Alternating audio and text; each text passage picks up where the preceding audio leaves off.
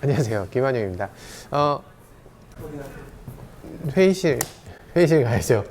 파노라마 썬루프에 대해서 여러 가지로 질문이 올라왔어요. 너 소나타 풀옵션으로 뽑았다며? 썬루프 없구만, 뭐가 풀옵션이야? 이런 글들이 많이 올라와서 말씀드리려고 합니다. 파노라마 썬루프는 풀옵션에서 좀 제외돼야 될 것 같아요. 그건 취향 차이거든요. 그리고 저는 파노라마 썬루프를 쓰지 않습니다. 선택하지 않는 이유가 있어요. 그 이유 첫 번째, 일단 머리 위가 무거워지잖아요. 머리 위가 적어도 50kg, 60kg씩 무거워지는데 사람 하나가 내 차 지붕에 타고 있는 거예요. 그러면 사람이 위에 지붕에 붙잡고 이렇게 타고 있다고 생각해 보세요. 그러면 코너링 할 때 차가 이렇게 휘청거리겠죠. 롤링이 생기고, 그리고 브레이크 밟을 때 앞으로 쏠리겠죠. 그러니까 피칭이 생기고. 자, 그 자동차를 보면요, 자동차가 이렇게 생겨 있으면 이제 서스펜션이 이렇게 있을 거잖아요. 서스펜션이 있으면 자동차가 이렇게 움직이면 요 아래쪽이 무거운 거는 용서가 돼. 피벗 포인트에서 멀면 멀수록 이 윗부분이 무거우면 무거울수록 차가 더 많이 기울어지게 되는 거죠. 그래서 되도록이면 위쪽이 무겁지 않도록 해야 되는데, 파노라마 썬루프를 넣게 되면 위쪽이 무거워지니까 차의 주행 특성이 나빠집니다. 그리고 소나타 같은 경우는 엔진도 출력이 낮으니까 그만큼 차가 좀 둔해진다? 가뜩이나 잘 안 나가는 차인데 거기다가 더 안 나가게 할 이유는 없겠죠. 그래서 저는 파노라마 썬루프를 넣지 않은 첫 번째 이유가 그거고요. 두 번째 이유는 제가 미국에서 찍어온 걸 보시면 되겠습니다. 여기 JFK 공항에 나와 있는 모카 김한용입니다. 미국에서 한국산 자동차를 바라보는 여러 가지 시각이 있을 텐데요. 오늘은 그 중에서도 조금 안 좋은 시각에 대해서도 한번 알아보도록 하겠습니다.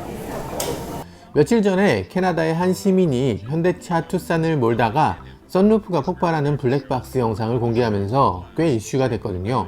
그런데 여기서 무슨 폭발이란 말을 쓰냐, 유리는 그냥 깨지는 건데 기자들이 표현 과장하는 건 어제 오늘의 일이 아니구만, 이렇게 생각하시겠죠. 그런데 미국이나 캐나다 기자들도 이 현상을 exploded라고 합니다. 미국도 that can explode at any time, including while you're driving. About exploding sunroofs. 과장이라고만 생각하기엔 폭발이란 말이 동서를 막론하고 너무 많이 나와요. 그건 썬루프 유리 깨지는 모습이 정말로 폭발하는 것 같기 때문이에요. 이번 제보자가 한 말은 총 맞은 것 같은 소리가 났다고 해요. It sounded like a gunshot, like a explosion. 하늘에서 떨어진 볼링공을 맞은 것 같았다고도 했고요. It looks like someone dropped a bowling ball from space into my car. 깨진 유리로 샤워를 한 것 같다고도 했어요. I was literally showered in glass. 야, 표현력 진짜 대단하다. 앞서 현대차는 미국서 파노라마 썬루프가 폭발하는 문제로 2016년에 소송을 당한 적이 있어요. 그리고 몇 주 전에는 이들에게 막대한 비용을 들여서 수리도 해주고 위자료도 지급하는 등의 선제 조치를 취하겠다고 합의안을 내놨죠. 합의안은 이렇습니다. 이미 썬루프를 교체한 경우에 모든 비용을 지불해주고요. 10년 12만 마일의 보장을 해주고요. 앞으로는 설령 외부에서 돌이나 뭐가 튀어서 외부 충격으로 깨지는 일이 있더라도 다 보상해주기로 했다는 거예요. 다른 차를 사야 한다면 한 70만원 정도를 보상해주고요. 현대차를 또 산다면 110만원 정도 금액을 줍니다. 또 썬루프 파손으로 고객이 놀랐다면 아이고 고객님 놀라셨어요? 이러면서 20만원 정도를 더 보상한다고 합니다. 와, 역시 현대차는 참 좋은 기업이네요. 그런데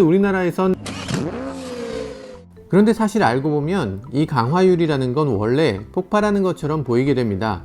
샤워부스 유리벽이나 유리로 만든 선반도 가끔 퍽 하고 혼자 깨지는 걸 뉴스에서 보신 적이 있을 겁니다. 이런 걸 가리켜서 자파 현상이라고 아예 이름까지 붙어 있습니다.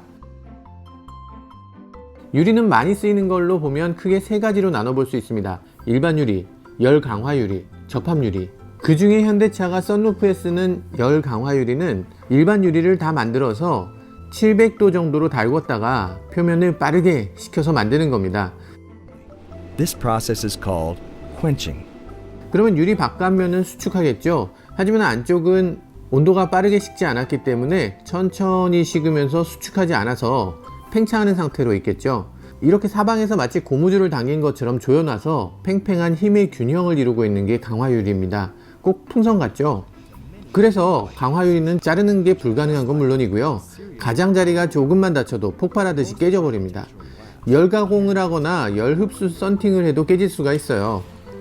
과거에는 유리 가장자리에 열 도장을 했다고 하는데 이게 문제가 돼서 많이 깨졌다는 얘기가 있고요. 지금은 그때보다는 훨씬 나아졌다고 합니다. 그런데 애초부터 강화유리 생산 공정에서 균일하지 않게 제작된 경우는 이용 중에 저절로 깨지게 됩니다. 제조 불량으로 자파가 발생하는 경우죠. 그런데 불행히도 우린 어떤 강화유리가 깨질지 미리 검사도 할 수가 없고요. 한순간에 깨지게 됩니다. 그러면 갑자기 왜 요즘 들어서 썬루프가 자꾸만 깨지냐? 결국 결정적인 원인은 파노라마 썬루프가 보편화됐기 때문입니다. 열 강화유리의 특성상 면적이 커질수록 천장에 있을수록 그리고 색상이 들어갈수록 깨지기 쉬우니까요. 현대차에서 유독 사고가 많은데 그럼 현대기아차의 기술력이 떨어지는 거냐? 그것도 아닙니다. 사실 이 썬루프를 만든 회사는 독일 회사입니다. 독일의 베바스토라는 회사에서 대부분을 납품하고 있어요. 그러면 현대차 말고도 이렇게 문제가 생긴 회사가 또 있어야 되는 거 아니냐? 네, 또 있습니다. 미국에서 크게 문제가 된 만큼 각 자동차 제조사들이 미상원 의회에 답변을 했는데요. BMW, 벤츠, 폭스바겐, 현대차, 기아차 모두 파노라마 썬루프가 깨지고 똑같이 쏟아집니다. 베바스토에서 납품하기 때문이죠. 이 제품을 납품받는 현대차, 벤츠는 썬루프를 만들 때 강화유리만 장착해도 충분하다고 말했습니다. 깨지는 확률이 10,000분의 1 정도로 낮기 때문에 괜찮다는 거예요. 실제로 벤츠가 내놓은 자료에 따르면 90만 대가 돌아다니는데 저절로 깨진 건 80대에 불과하다. 그러니까 문제가 아니다 라고도 했어요. 반면에 페라리, 테슬라, 볼보 같은 브랜드는 강화유리 중간에 필름을 넣는 라미네이티드 글래스, 그러니까 접합유리를 이용합니다. 자동차 전면 유리와 같은 소재인 거죠. 조금 더 비싸고 무겁지만 이런 경우는 유리가 설령 깨지더라도 쏟아지지 않고 필름에 붙어 있으니까 금방 가고 멈추게 됩니다. 앞유리 금 간 거 보신 분들 많을 텐데요. 그런 방식으로 깨진다고 보면 됩니다. 폴리카보네이트를 이용하는 경우도 늘고 있고요. 비용을 조금 더 들이더라도 고려해 볼 만합니다. 강화유리 썬루프가 깨지는 건 자동차 회사가 막을 수 있는 일이 아닙니다. 판매량에 비하면 극히 적은 빈도로 벌어지는 일인 것도 맞습니다. 또 현대차가 파노라마 썬루프를 남들보다 일찍 도입하면서 벌어진 일이기도 하죠. 하지만 그렇다고 해서 면죄부가 주어지는 건 아닐 겁니다. 천장에 있는 유리가 깨지는 건 어떤 것과도 타협해서는 안 되고요. 일정 빈도에 불과하니까 그냥 서로 이해하고 넘어가자, 이런 발상 자체를 해서도 안 되는 일입니다. 가끔 어떨 때 보면 현대차가 안전 이슈에 대해서 턱없이 둔감해서 놀랄 때가 있는데요. 보다 많은 사람들이 이해할 수 있도록 더 나은 방법을 고려하길 기대해 봅니다. 네, 안전에 대해서는 얼만큼 강조해도 부족함이 없겠죠. 사실 좋은 차를 만들고 더 새로운 기술을 도입하는 것도 좋지만 안전에 있어서는 너무 서두르기보다는 한 단계 한 단계씩 차근차근 밟아가는 것이 중요하다는 생각도 듭니다. 지금까지 모카 김한용이었습니다.